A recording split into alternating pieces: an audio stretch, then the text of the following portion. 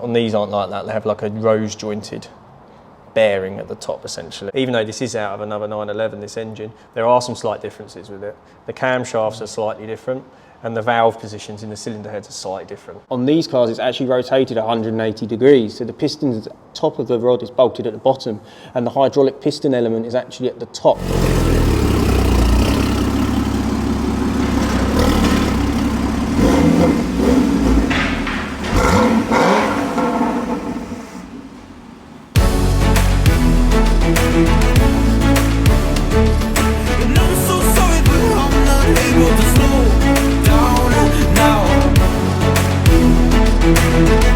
Hello there, welcome to another video from Max Revs. It's 2022. I'm here at Porsche Brooklands and I cannot believe it. I'm here for my second service in 1 year. So a year ago, my 987 was here. It had a major service. That was about £3.5 grand's worth of work. What do you think of my exhaust, Mike? Yeah, it's pretty good. See you later, yeah. Look after her. If you're watching and you own my 987, well, it's the best 987 I'm sure in the UK. Let us know in the comments below how you're finding that car. I'm here at Porsche Brooklands today. My GT4 is here. Mike is unavailable to service the car today, so it's being done by somebody else. I believe when Mike is back, he's on a sort of holiday at the moment. When he's back later, we'll get some time where he can kind of talk us through, because what I wanted to sort of go through on the car was to go over these suspension items on a GT4 that make it not like a regular Cayman. So we know the front and rear suspension is adjustable and the front suspensions come off the 991 GT3. So I want to sort of go over some of the suspension and get Mike. You know Mike, he gives us some sort of great talking points, and I like to sort of share something mechanical and educational in our videos.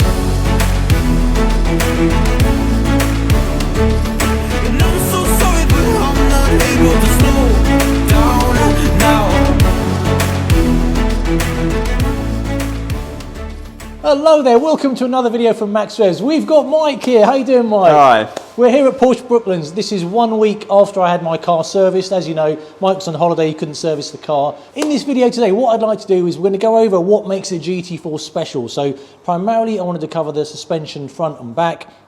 Mike kind of knows these cars kind of pretty much inside out a lot better than me. We'll kind of go over what makes these cars unique. Big thumbs up for them. If you enjoy this video, thumbs up, not for me, but for Mike and Porsche Brooklands. It's great they've given us the time to make this video. We'll go over this car. It should be very interesting. And yeah, enjoying life and cars to the max. There we go. So I'm behind the camera over here, and here we go. We're going to start on the front of the car. What I wanted to talk about was the suspension, so I might as well pretty much hand over to you. We're going to freestyle this on an iPhone camera because we've got some pretty sort of like tucked places we need to sort of get access to. I know the reason that makes a GT4 so special is the front suspension is off the 991 GT3. That is correct. So in terms of configurability, what are the things that we've got here? Because we've pretty much got a Cayman focused channel here, and there must be more adjustability on this compared to any other Cayman in the 981 or 987 range. That is correct. So you can't, the adjustability on this one is only relevant to any GT car in Porsche's range. You would not get this on any other model unless it had a GT in front of it. That's because it is so adjustable. It's also made at extreme cost, and I'd like to explain why. So our first thing will be the suspension damper itself, which is running here. So this is the suspension damper which you get on all cars. Whether it be a Porsche or a Ford, you still have a suspension damper. Now what makes these ones special is that these are fully adjustable. So if you look at the top there, you'll see two big nuts. Now that can adjust the ride height of the car. So depending on what usage you're using it for, whether it be track or road, you can adjust your ride height to suit your driving style. Also, these dampers are actually positioned upside down. So as standard, you would have a cylinder at the bottom full of fluid, and the top of the piston would bolt to the top of the body of the car. On these cars, it's actually rotated 180 degrees. So the piston at the top of the rod is bolted at the bottom, and the hydraulic piston element is actually at the top where the spring is. Now that's to create better dampening response and more sensitivity. So it gives you more adjustability, but also will give you better feedback when driving the car, especially at high speeds on a track. So that's one of the main benefits of that system. Now along comes with that is you'll see that the hub itself is extremely large, and it's a lot bigger to contend with those side loads. So as long as the hub being made bigger, it also has bigger wheel bearings than standard, and that will allow for all that load to be pushed through and up into the body of the car when cornering. Now another adjustable point on these is these front anti-roll bars, or some people in the States call them stabilizers bars. Now these are fully adjustable. You can see there's a hole here, there's also another hole here, and there's a hole in the middle. Now currently in this position, this is in standard position that you'd come from the factory from Porsche. And what you are available to do with this is that you can move this link around to make the anti-roll bar potentially stiffer or looser depending on what you want to achieve. Now the hole on the outer here is actually what would make the roll bar less stiff, and then the further closer in you get, it will create more stiffness within the front anti-roll bar. Now you can use this to help compensate for under or oversteer depending on what you have going on when you're driving the car. Also, you can adjust the front camber on these cars. Now we'll probably show you that on the rear because it'll be easier. You have the front top of the strut that you can do fine tuning on the camber adjustment. You can also add shims into this front lower arm, and they are fully adjustable. And like I said, we'll show that on the rear of the car because it's easier to see. Yeah, just one question on the shims. Is that like inserting bits of like material to just even space it out further? So you can buy shims. Porsche also sell the shims, I believe, as well, of different sizes and specs. Now we would always set them to the standard size. We can look it up on our workshop manual and do them to the standard spec. But you can make them a lot more aggressive if you so wish, which would give you more. What does the shim help you achieve? Like more negative camber. More negative camber. More negative camber. And negative camber, when you're using for a track car, is potentially what people tend to want more. Okay. So as you're going into your corner, because your tyre's starting like this, as you get your body roll at high speed into the corner, the idea is it will level the tyre onto the corner. So then you get the full surface area of the tyre in contact with the track to give you the best grip possible. But then in a straight line, you're only running on the very inner edge to help gain the speed. And that's the compromise between the two. Now the reason you wouldn't get that as standard, you will chew through tyres like there's no tomorrow. So hence why a standard Porsche setup is a very good setup for both road use and dynamic use. And my advice would be, unless you're really pushing the boundaries of these cars on track days, leave it as it is. Because it will give you the best mix of a comfortable road car, fairly good tyre wear, but a dynamic drive when you want it, and also full capability of a track. Until you get to that point where you feel your driving ability has then exceeded that, that's the time you start. While we're talking about the suspension and stuff, you know, like some people go about the top mounts, there's nothing wrong with the top mounts in these cars. It's just the fact that if you smack a curb on a track aggressively, you could have some issue, but depends what you mean by top mount. On a standard Porsche, you have a rubber top mount. Okay. They do wear out, and that's purely because of the angles they're trying to achieve for best performance and road use. The downside of that is they do tend to wear a little bit on those rubbers because they are under quite a lot of stress. These cars have jointed top mounts, so they don't actually have the rubber element in them, so they won't suffer the same way. As regards to what you're saying is more the damage around the body where it bolts from curbs. That can happen from using the rumble strips too aggressively, and that is unfortunately a side effect of it. Whether you think it's right or wrong is entirely up to you, but as far as we would see it, if a car being used that way on the rumble strips too aggressively, unfortunately that is a side effect. It could crack that top mount. Because the only times I've seen strut failure is on cars that have been tracked quite aggressively. I mean, I've never known a street car or someone that's used it. Technically, I know you're supposed to be able to take a sort of Cayman on the track, but as long as it's been driven normally, it should never be an issue. Fine. No, should never give you a problem. It's only if you're hitting those rumble strips at high speed, a bit too aggressively, and repeatedly hitting them. If you was to take one of these cars on the track day, and inevitably you will run into the rumble strip if you're pushing it to the extremes, it's going to happen. The car will handle that. It's repeated over and over again, the same rumble strip every time, faster and faster, and that over time will then potentially start causing you problems. And I think you were saying about the rubber is that on a normal Cayman you've got a rubber, is it like a rubber seal between the metal and the top mount? It's metal to metal at the top, but there's rubber in the middle where the damper rod screws on. On these aren't like that, they have like a rose jointed bearing at the top essentially. Awesome. So they don't have that rubber element, because any race car you look at won't have a rubber element, because you want it to be stiff and precise and not move around. Rubber obviously can flex, and that gives you an element of it being able to move around on its own, and that's what you want to eliminate in any kind of high-end sports car. You don't want that free movement, you want it to go where you want it to go. While we're here, I just want to try and get some, I never get to see the underside of my car, so I can kind of see that the front split has obviously been scraped. I mean, that's got to be pretty standard on nearly every GT car you get, is that right? Yep, every GT car, and most Porsches to be honest, is quite common. the cars are low. These are 30mm, these GT cars are 30mm lower than a standard Cayman anyway, for starters. So inevitably, with speed humps and things, you are going to get this scraping. It's not going to cause any major issues at all to the car, unless you start punching holes into things, because all these clever ductings here aren't just here for show, they're helping direct that air to create pressures under the car and also send air towards the brakes. So they are all these little elements that are all doing jobs.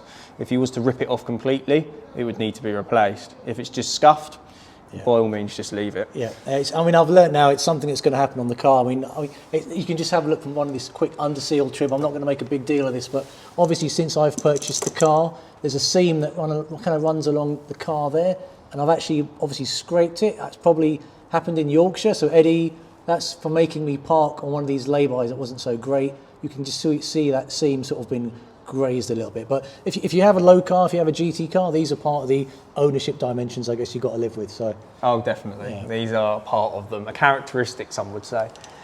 I know the front is full GT3 suspension, and they go, this was just bespoke on the GT4. So do you know if it's come off, like, did they tweak an existing Cayman back end? There are some characteristics to it, inevitably. Some of the major aluminium components, like here, and that will be very similar to what you'd see on other 9.8 runs. Okay. The difference with these is that it has a lot of strengthening added into it to help with those side loads for high speed cornering. So for instance, this is completely specific to a GT4, is this metal strip that actually runs behind the anti-roll bar here side to side. And this is completely specific to a GT4. And this is to help transfer load from one side of the car to the other and up into the chassis when cornering. And that is the idea. And there's lots of various things, probably things I don't even know about, in the castings and the way these parts are made that are very different to what a standard car would be like. One of the most obvious items of difference would be this. Also on here we've got the full adjustability on the rear as well, and one of the most obvious is the anti-roll bar, as we spoke about earlier. Now you can see quite clearly here, you can see the two holes and the third hole here. So currently this is in its stiffest position. At standard they'd be in the middle, and its softest would be on the outer here. So someone's previously before your ownership has set it to the stiff setting for some reason, and that's how they wanted to run the car. And I guess in terms of the anti-roll bar, that's not going to really affect me driving on the roads per se, is it? No. It's more attracting, isn't it? A lot of these elements adjusted one by one won't make a huge amount of difference. It's the combination of getting all the elements in this kind of wheel alignment together working well.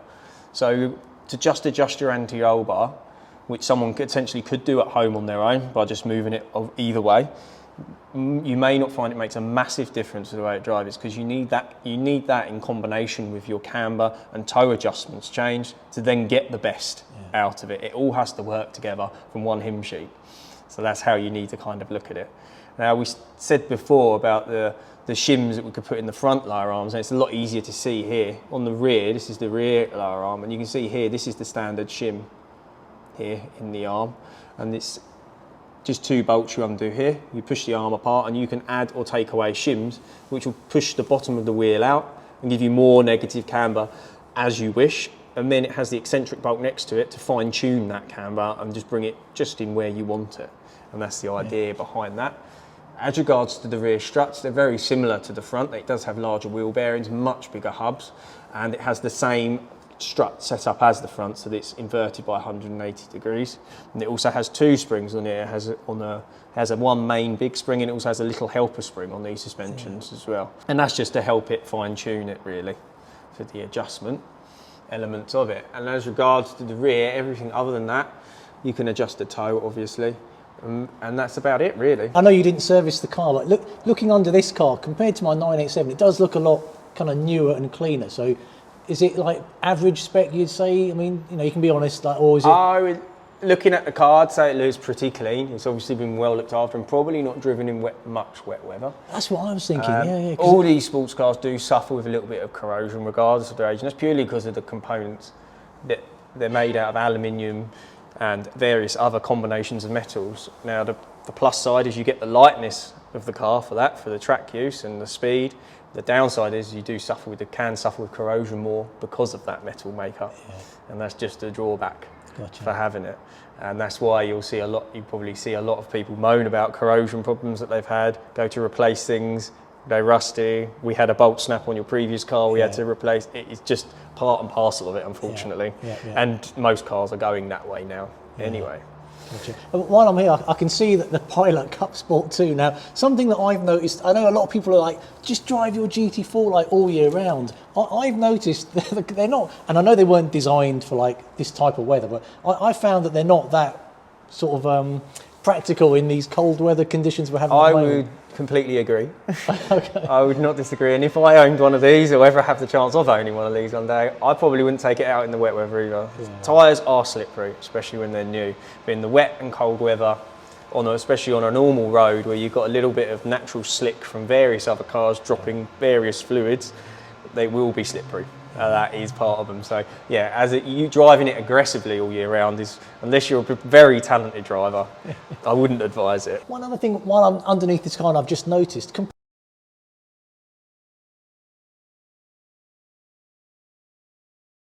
to my old 987, there seem to be a hell of a lot more screws keeping the under trays on. Is it harder to take off the under tray on this than or just takes longer? Just takes longer. More screws, more fixings. It's to help deal with, obviously, the amount of air pressure you have under here at high speeds, potentially. They need a lot of things holding them on. So you end up with a lot of fixings holding a lot of things on. And they do take a little bit longer to take off, but it's not a particularly challenging job to get them off. It's just a lot more screws and a lot more bolts. And then they come off quite happily. One thing I did forget to mention also that's specific to the rear suspension on here is this air ducting. This is specific to a GT4. These are only made for this, and this is purely to get cold air in here and fire it towards the brake disc over here to help keep it cool. And these, you won't find these on a GT3 or anything else. These are specific to GT4s. Oh, right. Wow. That's fantastic. I love that insight. Actually, just I know it was a regular service, so I know most of the regular service items are quite straightforward, but I know the V-belt had to be changed here. And one of the sort of questions I had, I mean, I'll try and get you some shots inside my car actually, but I know you've generally got to get inside the car to change the V-belt.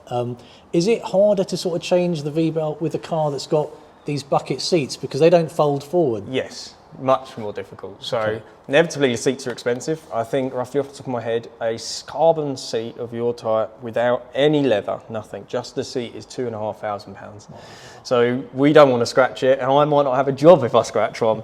Yes, they are difficult. Normally, in a normal situation, you would fold the seats forward and you can get to, as we've done previously on your previous Cayman, and you can get, it's still tight, you can get good access. On these, you've just got to be careful and work with it. I tend to just kneel on the car and lean on the seat backwards into it, and then you end up with about this much space to do what you've got to do, and that's all you're going to get.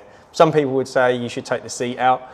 My personal experience is the last thing you want to do is try and take the seat out, because the rails are so sharp, it's such a tight fit, you've got more chance of damaging other things from those sharp rails, the steering wheel, the door trim, the seal that runs through the door, than you would just taking a bit of time. I can imagine how easy it must be to chip. Because I think there's one little chip on my driver's seat, which I think was done with a seatbelt clip. And I've heard that that's quite, well, not common, but I know a few other people that have said to me, be careful with your seatbelt clip, because I think it just chips off really easily, lacquer. Yeah, they do, and it's just a metal to lacquer. And with the right, like anything, it's the same as the screen on your iPhone. If you just catch it the right way, unfortunately they do chip, and that is the way it is. On the engine note, like I've put about 2,000 miles on the car, and I plan on doing a lot more miles. There's a lot of people that are like, oh, a GT4's got 30, 40. I've never seen one with 50,000 miles in the UK.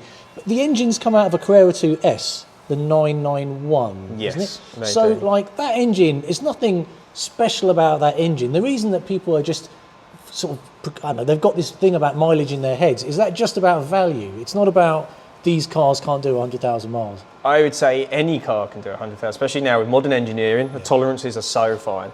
You couldn't compare this engine to a 997. You couldn't compare the two. They're different. The engineering is so close to tolerances, providing you maintain it and don't abuse it. By all means, drive it hard. That's what they're made for. But don't abuse it.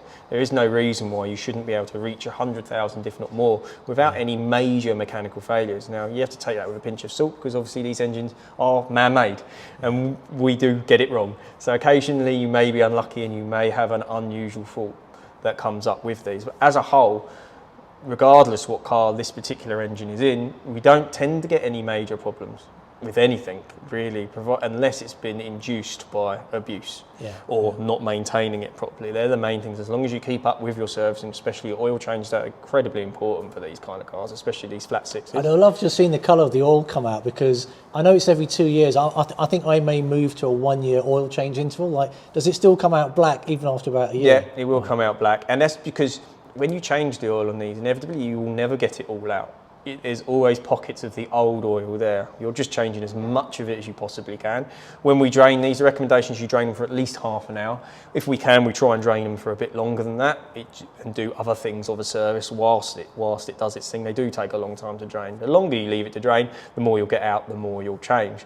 But inevitably there will be bits of the old oil in there you'll never get out unless you dismantled the whole engine, and that just cost alone is not a good idea. 1 year oil changes will definitely help that. Well, a lot of our customers do that anyway. Oh, really? Okay. They bring them in just for 1 year oil changes, and we do it for them because it just changed it more regularly. And it's like anything, the more times you change it, the more chance you've got of flushing out the old. And then you're always ahead of the game, and it's not going to do it any harm by doing an extra oil change, especially if you're driving it quite harshly and dynamically. Yeah. With my 987, I guess when I used to sort of change gears, put the clutch down, I always felt there was a teeny little jolt of maybe like loss of revs, and I don't know if it was like the flywheel losing a lot of inertia, but on this car, it's just so much more slick. Admittedly, I've always got the sport mode on for the down auto blip. I love auto blip. I mean, do you know if the flywheel is any different in this gearbox? I don't know personally if the flywheel is any different. All I can tell you is that the gearbox itself is different. That is GT4 specific really? to a Okay, point. yeah. So if you was to take this gearbox out and put it next to various other gearboxes out of other 911s, on the outside it will look exactly the same. Because they've used the same case. Why wouldn't you? There's nothing wrong with the case. Just reuse it. Not going to design a new one, but it's the inside that's different. The gear ratios and that are all made to match the expected driving style of this, but also for the engine as well. Even though this is out of another 911, this engine, there are some slight differences with it. The camshafts are slightly different, and the valve positions in the cylinder heads are slightly different. Oh, wow. As well. I thought it was No, the bottom end is essentially exactly the same, but it's the top end that's very slightly different.